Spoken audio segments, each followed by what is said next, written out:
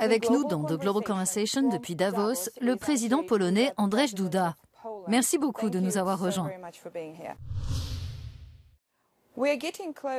Nous approchons du 24 février. À cette date, cela fera un an qu'a débuté l'invasion à grande échelle de l'Ukraine par la Russie. La Pologne a été en première ligne à bien des égards durant cette année. Je voudrais vous demander, en quoi votre pays a-t-il changé depuis un an?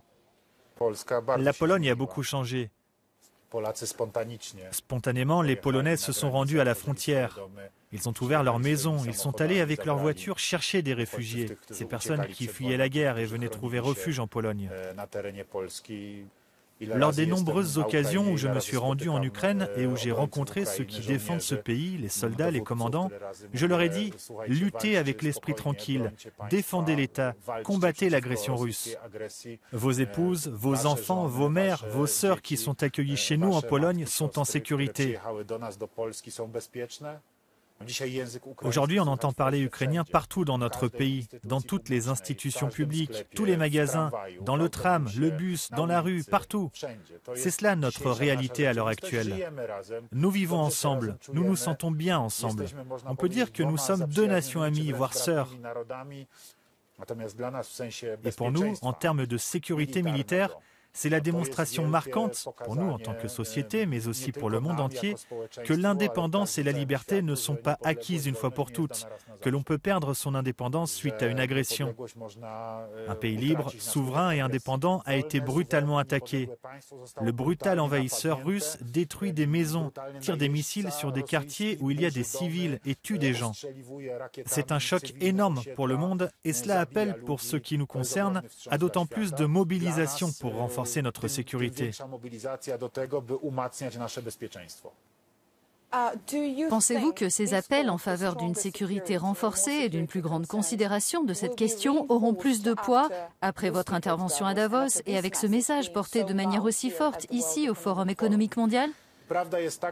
La vérité, c'est que ce forum, qui a toujours eu un profil très économique, est aujourd'hui largement dominé par les questions de sécurité. Évidemment, celles-ci ne sont pas uniquement vues à travers le prisme purement militaire.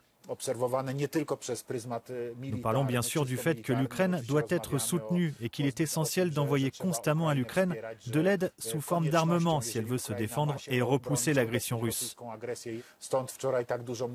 C'est pourquoi nous avons tant parlé pendant le forum de l'initiative polonaise d'envoyer des chars Léopard en Ukraine afin que dans le cadre de l'aide alliée de différents pays, nous puissions réunir ces chars et créer au moins une brigade blindée pour l'Ukraine. Nous parlons aussi de sécurité énergétique, de l'indépendance énergétique de l'Europe et du fait que la politique russe, comme nous le voyons tous à présent, a été pensée de manière brutale en vue de dominer l'Europe, d'où Nord Stream 1 et Nord Stream 2. C'est également ce qui explique nos protestations en tant que Polonais contre ces gazoducs, car nous y avons vu un moyen d'imposer l'hégémonie russe sur le marché européen de l'énergie concernant le gaz.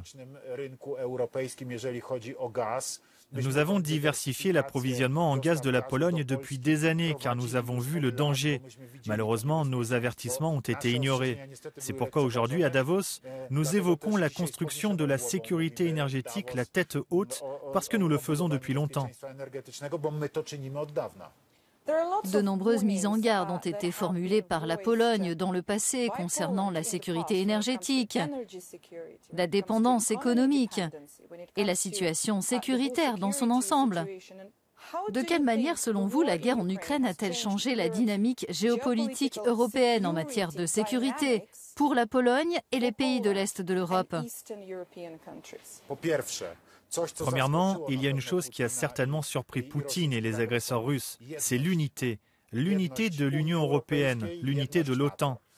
Cet aspect n'était pas aussi évident jusqu'à présent, car les Russes n'ont pas été confrontés à une telle unité, que ce soit en 2008, quand ils ont attaqué la Géorgie, ou en 2014, quand ils ont effectivement attaqué l'Ukraine pour la première fois.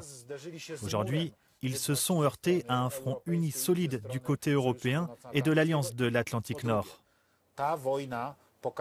Deuxièmement, cette guerre a également montré qu'aujourd'hui, il n'y a pas de sécurité sans lien euro-atlantique ou transatlantique étroit, que les États-Unis jouent un rôle immense dans la construction de cette sécurité européenne. Aujourd'hui, c'est l'aide des États-Unis à l'Ukraine qui est la plus importante. Je suis très fier en tant que président de la Pologne du fait que nous soyons clairement dans une position de leader en ce qui concerne l'aide militaire à l'Ukraine.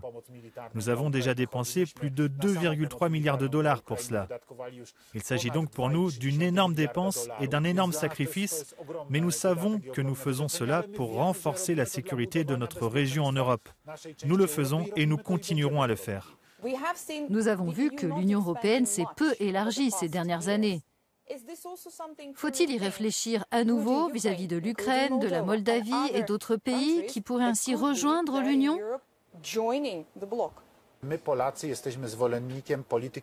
Nous, les Polonais, nous sommes favorables à une politique d'ouverture, à la fois au niveau de l'Union européenne et de l'OTAN. Pourquoi ? Notamment parce que nous avons nous-mêmes fait l'expérience de cette politique. Quand on est en faveur de la démocratie, dans le meilleur sens du terme, on est d'accord pour dire que ce sont aux nations de décider à quelles organisations elles appartiennent. Les nations ont le droit de décider quelle direction leur État et leur mode de gouvernement doivent prendre.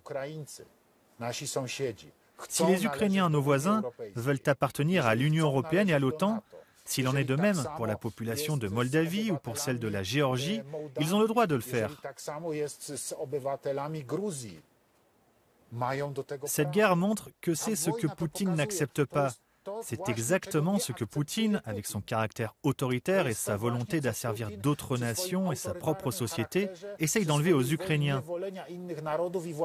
Il essaye de leur enlever cette opportunité, leur liberté, leur opportunité d'appartenir à l'Occident, à l'OTAN, à l'Union européenne. Nous ne pourrons jamais accepter cela. Aujourd'hui, Volodymyr Zelensky attend des avancées concrètes de la part de l'OTAN.